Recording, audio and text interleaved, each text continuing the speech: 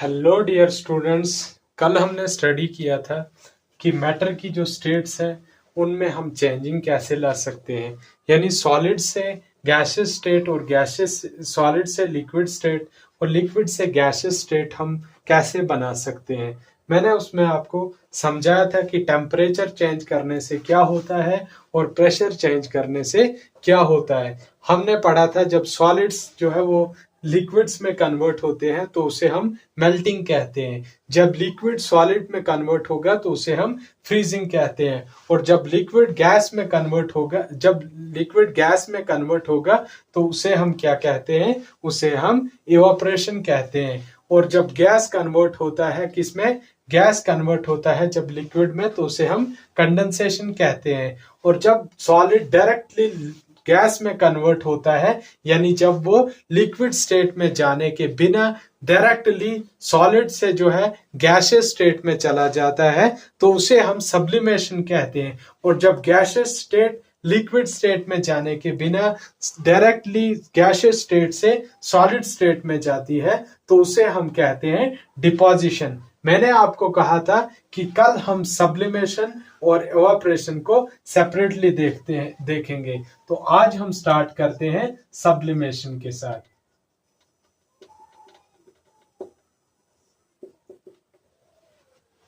Sublimation क्या होता है? ये एक ऐसा फिनोमेना होता है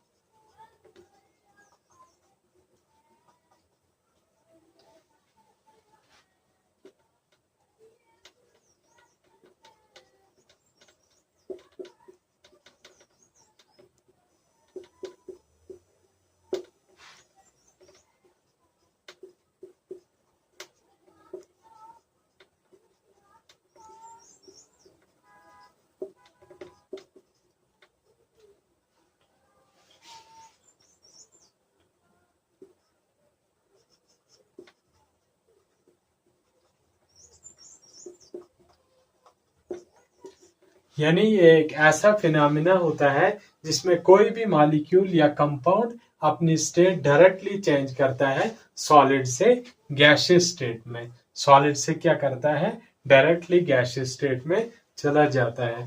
तो इसके बाद हम देखते हैं इवापोरेशन क्या होता है।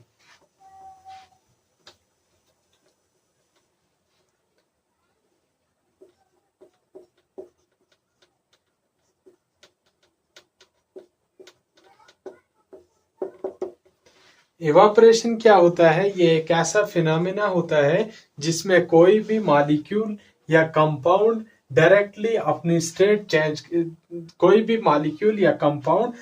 चेंज करता है लिक्विड से गैसियस स्टेट में। यानी लिक्विड स्टेट जब गैसियस स्टेट में चेंज होती है तो उस फिनोमेना को हम बोलते हैं इवापोरेशन। इवापोरेशन क्या होता है?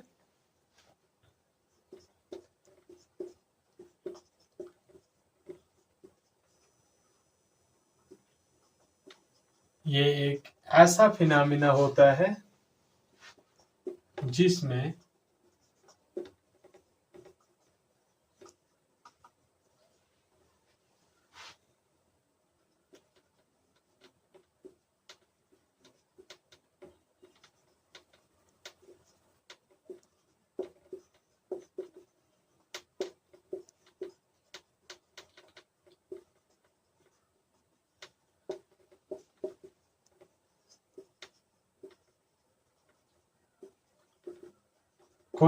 जिसमें क्या होता है, जिसमें कोई भी कंपाउंड अपनी स्टेट चेंज करता है सॉलिड से ये क्या बोलते हैं, लिक्विड से गैसियस स्टेट में चला जाता है।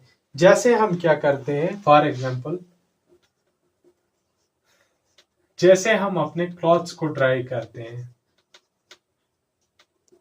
क्लॉथ्स को जब हम ड्राई करते हैं तो यहाँ पे कौन सा फिनोमेना होता है? यहाँ पे फिनोमेना होता है इवापोरेशन का। यहाँ पे कौन सा फिनोमेना होता है? यहाँ पे इवापोरेशन होती है। इवापोरेशन से क्या होता है, इवापोरेशन से जो वाटर हमारे क्लॉथ्स में लिक्विड फॉर्म में है वो चले जाते हैं वेपर फॉर्म में, और वो हवा में चले जाते हैं वाटर ड्रॉपलेट्स। तो हम पढ़ते हैं फैक्टर्स अफेक्टिंग इवापोरेशन। कौन कौन से फैक्टर्स हैं जिनसे किस पे असर पड़ता है, इवापोरेशन पे असर पड़ता है।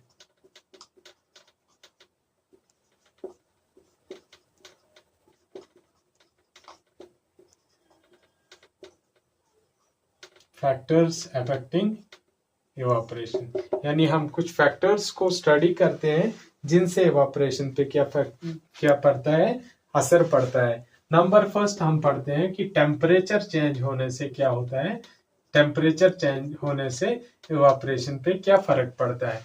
यानी टेम्परेचर जब बढ़ेगा तो इवापोरेशन भी ज्यादा होगी, अगर टेम्परेचर बढ़ेगा तो इवापोरेशन भी ज्यादा होगी, और वाइस वर्सा, यानी टेम्परेचर जब कम होगा तो इवापोरेशन भी कम होगी।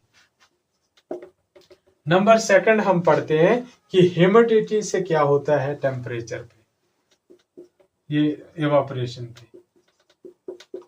ह्यूमिडिटी यानी जब हमारे एटमॉस्फेयर में मॉइस्चर कंटेंट ज्यादा है तो उससे क्या होता है, उससे क्या होगा इवापोरेशन पे। जब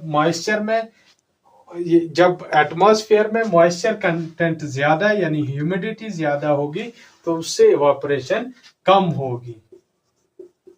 आपने ये चीज नोटिस भी की होगी कि जब मॉइस्चर ज्यादा होता है एटमॉस्फेयर में तो तब क्या होती है, तब इवापोरेशन क्या होती है, कम होती है, यानी हमारे कपड़े सूखने में ज्यादा टाइमिंग लेते हैं। जैसे मॉनसून सीजन में क्या होता है, मॉइस्चर कंटेंट एटमॉस्फेयर में ज्यादा है, तो जब मॉइस्चर कंटेंट एटमॉस्फेयर में ज्यादा होगा तो इवापोरेशन कम होगी, तो हमारे जो कपड़े होंगे वो उस टाइम पे क्या करेंगे, वो उस टाइम पे ज्यादा टाइम लेंगे सूखने में। तो नंबर थर्ड हम देखते हैं सरफेस एरिया से क्या फर्क पड़ता है। सरफेस एरिया जब ज्यादा होगा किसी चीज का तो वहां पे इवापोरेशन ज्यादा होगी। सरफेस एरिया ज्यादा होगा तो वहां पे इवापोरेशन ज्यादा होगी। यानी हम अगर यहाँ पे जो है जैसे किसी चीज को हम बॉईल कर रहे हैं तो बॉईल करते समय अगर हम किसी बड़े बर्तन में वो चीज डालेंगे, तो अगर हमने बड़े बर्तन में मान लो हमने 1 लीटर वाटर डाला, ऐसे बर्तन में हमने डाला जिसका सरफेस एरिया ज्यादा है, तो ये वाटर कुछ ऐसे फैल जाएगा, ये पूरा फैल जाएगा। तो दूसरी जगह हम क्या कर रहे हैं, हम बर्तन छोटा ले रहे हैं और वाटर की जो लेवल है वो ऊपर है, पर यहाँ पे जो वाटर का सरफेस ऊपर है तो उसका जो एरिया है वो क्या है, वो कम है। यहाँ पे सरफेस एरिया क्या है, ज्यादा है। यहाँ पे क्या होगा, यहाँ पे वाटर जल्दी जो है इवापोरेट हो गया, यहाँ पे वाटर जल्दी इवापोरेट नहीं होगा, यानी यहाँ पे वाटर ज्यादा टाइम लेगा इवापोरेट होने में, यहाँ पे वाटर कम टाइम लेगा इवापोरेट होने में। यहाँ पे वाटर गैसियस फॉर्म में जाने के लिए ज्यादा समय लेगा, यहाँ पे गैसियस फॉर्म में जाने के लिए कम समय लेगा। क्यों कम समय लेगा, क्योंकि यहाँ पे सरफेस एरिया कम है तो ज्यादा टाइम लगेगा इवापोरेशन को। यहाँ पे सरफेस एरिया ज्यादा है तो इवापोरेशन भी ज्यादा जल्दी होगी।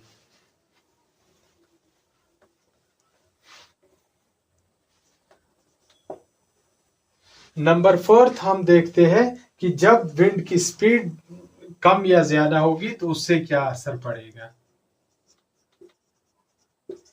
विंड स्पीड जब ज्यादा होगी तो इवापोरेशन भी ज्यादा होगी। कैसे, आपने देखा होगा कि अगर आप अपने क्लॉथ्स रखते हो ड्राई होने के लिए तो वहां पे अगर विंड ज्यादा चल रही होती है, हवा तेज चल रही होती है, तो आपके क्लॉथ्स जो है वो जल्दी सूख जाते हैं। अगर वहां पे विंड कम स्पीड से चल रही होती है, यानी हवा ज्यादा स्पीड से नहीं चल रही होती है, तो इवापोरेशन वहां पे कम होती है, जिसकी वजह से आपके कपड़े क्या होते हैं, वो टाइम लेते हैं ड्राई होने में।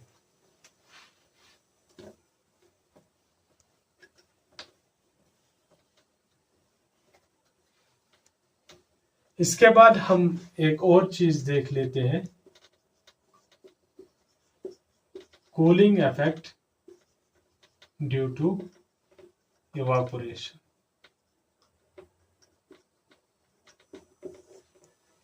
अब देखो, जब इवापोरेशन होती है तो लिक्विड से किस स्टेट में मैटर जाता है, लिक्विड से गैसियस स्टेट में जाता है। मानो कि यहाँ पे क्या है, यहाँ पे हमारे पास एक गिलास है जिसमें हमने रखा है वाटर। ये वाटर पार्टिकल्स हैं इसमें।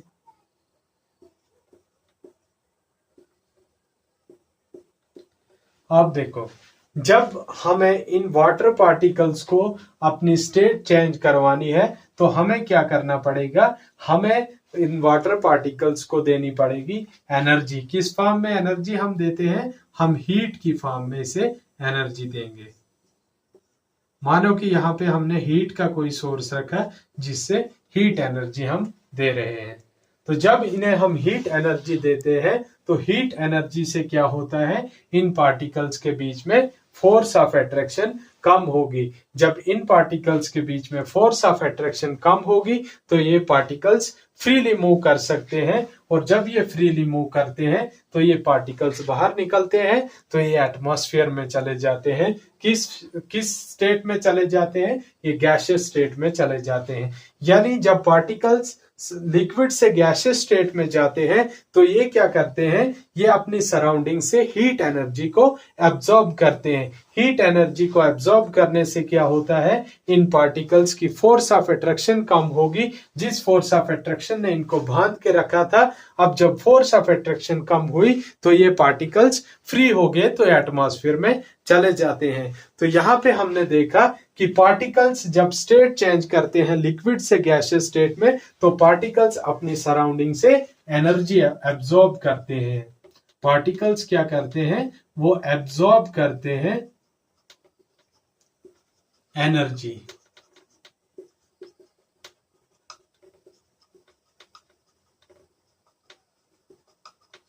अपनी सराउंडिंग से क्या करते हैं, एब्जॉर्ब करते हैं एनर्जी। कौन सी एनर्जी एब्जॉर्ब करते हैं, हीट एनर्जी। जब ये अपनी सराउंडिंग से हीट एनर्जी को एब्जॉर्ब करेंगे तो सराउंडिंग्स में क्या होगा, एक कूलिंग इफेक्ट होगा। यानी ये अपनी सराउंडिंग्स में क्या करते हैं, एक कूलिंग इफेक्ट पैदा करते हैं। यानी इनकी सराउंडिंग्स में इनका जो ये क्या बोलते हैं सराउंडिंग्स है वो कूल हो जाता है। यानी इनकी सराउंडिंग्स में इनकी सराउंडिंग्स ठंडी हो जाती है। जैसे हम जो है जब हमारी बॉडी में स्वेटिंग होती है, जब हमारी बॉडी में स्वेटिंग होती है तो हमारी बॉडी से क्या निकलते हैं, वाटर ड्रॉपलेट्स निकलते हैं। जो वाटर ड्रॉपलेट्स किस स्टेट में होते हैं, लिक्विड स्टेट में होते हैं। कुछ टाइम के बाद क्या होता है, ये वाटर ड्रॉपलेट्स क्या करते हैं, ये अपनी स्टेट चेंज करते हैं लिक्विड से गैसियस स्टेट। जब ये लिक्विड से गैसियस स्टेट चेंज करते हैं तो उस टाइम पे क्या होता है, हमारी बॉडी को कूल फील होता है। कूल कैसे फील होता है, क्योंकि हमारी बॉडी से ये पार्टिकल्स ये एब्जॉर्ब करते हैं हीट। जब ये हीट एब्जॉर्ब करते हैं तो उसकी वजह से इनके बीच का फोर्स ऑफ अट्रैक्शन कम होता है और ये पार्टिकल्स इजिली अपनी स्टेट चेंज कर पाते हैं। आई होप कि आपको समझ आया होगा कि इवापोरेशन से कैसे कूलिंग इफेक्ट होता है। इवापोरेशन से क्या होता है, पार्टिकल्स जो है वो हीट एनर्जी को एब्जॉर्ब कर लेते हैं। जब वो हीट एनर्जी को अपनी सराउंडिंग से एब्जॉर्ब करते हैं तो उनकी सराउंडिंग में एक कूलिंग इफेक्ट पैदा होता है, यानी उनकी सराउंडिंग्स ठंडी पड़ जाती है। आई होप कि आपको ये सब क्लियर होगा। एक क्विक रिवीजन मैं दे देता हूं आपको। हमने पढ़ा आज सब्लिमेशन और इवापोरेशन। सब्लिमेशन क्या होता है, सब्लिमेशन एक ऐसा फिनोमेना होता है जिसमें कोई भी सॉलिड डायरेक्टली अपनी स्टेट चेंज करता है, सॉलिड स्टेट से गैसियस स्टेट। फिर उसके बाद हमने देखा इवापोरेशन। इवापोरेशन एक ऐसा फिनोमेना होता है जिसमें कोई भी लिक्विड अपनी स्टेट चेंज करता है, लिक्विड से गैसियस स्टेट। और ये लिक्विड से गैसियस स्टेट कब स्टेट चेंज करता है? जब इसका बॉइलिंग पॉइंट पहुंचता है, उसके बाद ही ये अपनी स्टेट, लिक्विड अपनी स्टेट चेंज करता है। तो उसके बाद हमने देखा कि हम जो क्लॉथ्स अपने जो है बाहर ड्राई करते हैं, तो वो किस प्रोसेस से होता है? वो एवापोरेशन की प्रोसेस से होता है। यानी क्लॉथ्स की जो ड्राइंग में जो प्रोसेस होता है वो एवापोरेशन होता है। हमारे कपड़े सूखते हैं एवापोरेशन की वजह से। उसके बाद हमने देखा कुछ फैक्टर्स जिनका इफेक्ट होता है इवापोरेशन पे। सबसे पहले हमने देखा टेम्परेचर का क्या इफेक्ट है इवापोरेशन पे। टेम्परेचर से क्या होता है? टेम्परेचर बढ़ने से इवापोरेशन भी बढ़ता है। यानी जितना टेम्परेचर हम किसी चीज का बढ़ाएंगे तो वहां पे इवापोरेशन भी बढ़ेगी। तो उसके साथ साथ हमने देखा सरफेस एरिया। जब हम किसी चीज का सरफेस एरिया बढ़ाते हैं, सरफेस एरिया बढ़ाने की वजह से भी इवापोरेशन बढ़ती है। नंबर 3 हमने देखा वहां पे विंड की स्पीड, यानी स्पीड ऑफ विंड जब हम बढ़ाते हैं तो विंड की स्पीड बढ़ाने से भी क्या होती है? इवापोरेशन बढ़ती है। उसके साथ साथ हमने देखा ह्यूमिडिटी, यानी एटमॉस्फेयर में मॉइस्चर कंटेंट। जब एटमॉस्फेयर में मॉइस्चर कंटेंट ज्यादा होगा तो इवापोरेशन कम होगी। तो इवापोरेशन अगर कम होगी तो इसीलिए हमारे कपड़े मॉनसून सीजन में क्या करते हैं? वो ज्यादा टाइम लेते हैं सूखने में। फिर उसके बाद हमने देखा cooling effect due to evaporation, यानी इवापोरेशन कैसे हमारी बॉडी को कूलिंग इफेक्ट देता है। जैसे मैंने स्वेटिंग की एग्जांपल आपको दी कि हमारी बॉडी क्या करती है? हमारी बॉडी कूल फील करती है, यानी टेम्परेचर हमारी बॉडी का रिलीज होता है जब हम क्या करते हैं? स्वेटिंग करते हैं। तो वो कैसे होता है? मैंने कहा स्वेटिंग के टाइम पे हमारी बॉडी लिक्विड फॉर्म में क्या करती है? स्वेट को रिलीज करती है। जब वो वाटर ड्रॉपलेट्स हमारी बॉडी पे जमा हो जाते हैं, कुछ टाइम के बाद क्या करते हैं? वो वाटर ड्रॉपलेट्स हमारी बॉडी से हीट एनर्जी लेके इवापोरेट होते हैं, यानी अपनी स्टेट चेंज करते हैं। तो यहाँ पे हमारी बॉडी जब वो अपनी स्टेट यानी हमारी बॉडी से हीट लेते हैं, तो हमारी बॉडी से हीट रिलीज हुई तो बॉडी क्या करती है? कूल फील करती है। Thank you so much dear students मेरा चैनल देखने के लिए। आई होप कि आपको ये वीडियो समझ आई होगी। तो वीडियो को ज्यादा से ज्यादा ये शेयर करें, चैनल को सब्सक्राइब करें। Okay, thank you so much.